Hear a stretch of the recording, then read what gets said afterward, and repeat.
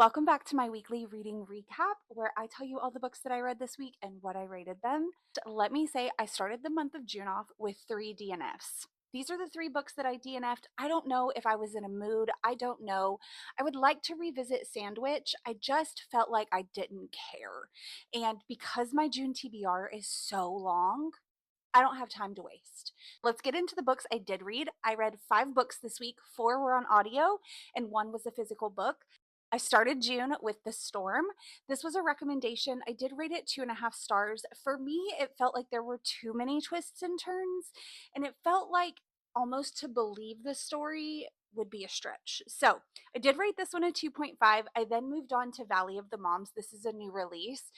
If you love rich people gossip, like a mystery surround, then this may be the book for you. I also think that You Deserve to Know kind of falls into the same category, which I really enjoyed.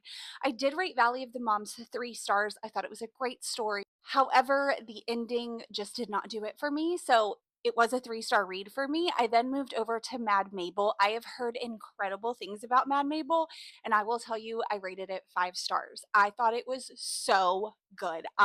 It may be one of my top reads of 2026. There is nothing more than I love than a good elderly main character. It also reminded me of Good Joy Bad Joy. This was also a new release this month. If you have not picked up this book, this may be my top book of 2026. I loved this book. Cannot recommend Good Joy Bad Joy or Mad Mabel enough. Both of their main characters are just their perfection. The next book that I read on audio was Count My Lies. I've heard really good things about it. I rated it a 4 out of 5. I thought it was great. I finished it in one day. I really enjoyed it. And the last one that I read was Mad Honey. I started this one on Friday and I finished it last night.